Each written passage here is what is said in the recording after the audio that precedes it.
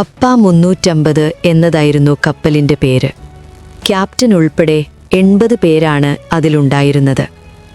എണ്ണക്കിണറുകളിലെ ജോലിയാണ് ആ കപ്പൽ ചെയ്തിരുന്നത്.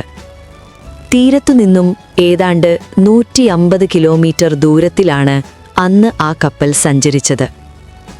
വൈകുന്നേരം ജോലികൾ പൂർത്തിയാക്കി പ്രൊജക്റ്റിലെ ജോലിക്കാർ വിശ്രമിക്കാൻ പോകും വരെ കാലാവസ്ഥ സാധാരണ നിലയിലായിരുന്നു. എന്നാൽ രാത്രി 8 മണിയോടെ കാറ്റ് കൂടാൻ തുടങ്ങി, ഒപ്പം തിരമാലകളും. ക്യാപ്റ്റൻ ഡേ ഷിഫ്റ്റിലായിരുന്നു. ചീഫ് മേറ്റിനായിരുന്നു ബ്രിഡ്ജിന്റെ ചുമതല. കപ്പലിന്റെ കൺട്രോൾ റൂമിനെ ബ്രിഡ്ജ് എന്നാണ് പറയുന്നത്. ക്യാപ്റ്റനെ വിവരമറിയിച്ചിട്ട് പപ്പ 350 പ്ലാറ്റ്ഫോമിൽ നിന്നും കാസ്റ്റ് ഓഫ് ചെയ്ത് ആങ്കറേജിലേക്ക് സെയിലിംഗ് തുടങ്ങി. കാലാവസ്ഥ കൂടുതൽ മോശമായിക്കൊണ്ടിരിക്കുകയായിരുന്നു. 1 മണിക്കൂറിലധികം സെയിൽ ചെയ്യണമായിരുന്നു സേഫ് ആങ്കറേജിലെത്താൻ. എന്നാൽ 40 നോട്ട്സ് കാറ്റിനെയും 6 മീറ്റർ വരെ ഉയർന്നു പൊങ്ങുന്ന തിരമാലകളെയും വകഞ്ഞുമാറ്റി വേഗത്തിൽ സഞ്ചരിക്കാൻ ആ കുഞ്ഞു കപ്പലിനായില്ല. വളരെ സാവധാനമായിരുന്നു ആ കപ്പൽ സഞ്ചരിച്ചത്. കപ്പൽ ആടി ഉലയുന്നുണ്ടായിരുന്നു. റൂമുകളിൽ ആളുകൾ കട്ടിലിൽ എഴുന്നേറ്റിരുന്നു. ജോലിക്കാർക്ക് പ്രതികൂല കാലാവസ്ഥ പരിചിതമാണ്.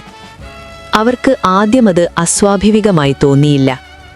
എന്നാൽ പിന്നീടുള്ള മണിക്കൂറുകളിൽ സംഭവിച്ചത് ഭയാനകമായ നിമിഷങ്ങളായിരുന്നു. യാത്രക്കിടയിൽ കപ്പലിന്റെ ആങ്കർ വീണു.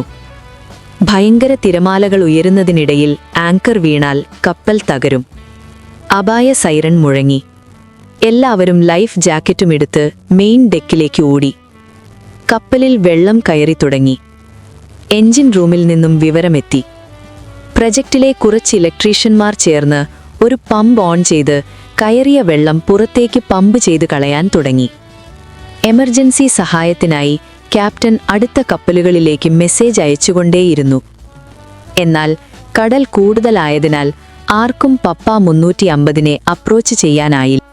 ഈ കഥയുടെ 2ാം ഭാഗം ഉടൻ പബ്ലിഷ് ചെയ്യുന്നതാണ്. ഞങ്ങളുടെ ചാനൽ സബ്സ്ക്രൈബ് ചെയ്ത് ബെൽ ഐക്കൺ അമർത്തുക. വീണ്ടും കാണും വരെ നന്ദി.